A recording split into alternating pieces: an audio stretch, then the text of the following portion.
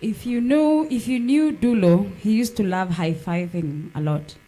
So I'd like to request to high-five yana hivyo tumekaa.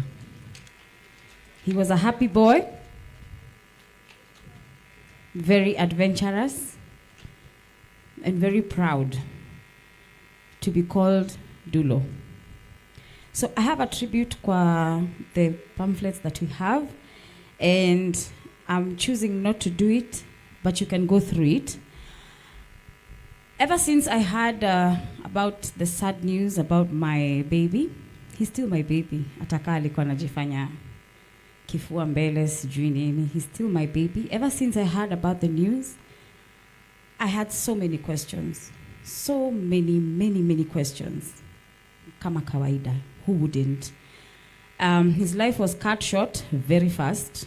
But again, listening to the life he lived, aliishi maisha mzuri. Wacha tuseme, he was a go-getter, he was sporty, he was funny, he was very good at academics, he was handsome. Hey, wade manze, muliteswa.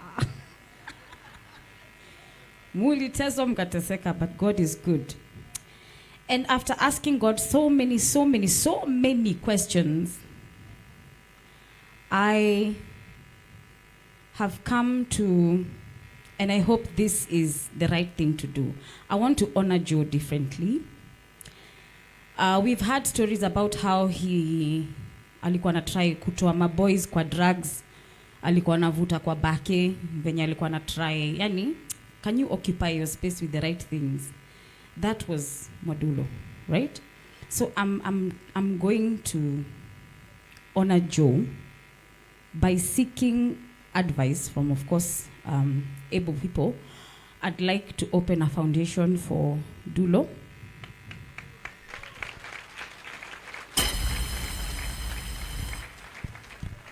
And I want to title it Dulo Foundation.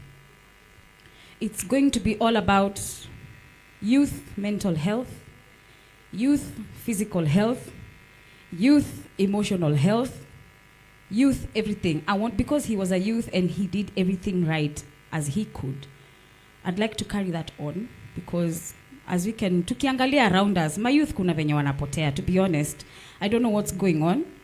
So of course, with guidance from my church pastor and my, spiritual fathers, we will come together and we will decide on how to go about it, because some things lazima to involve God, sindio?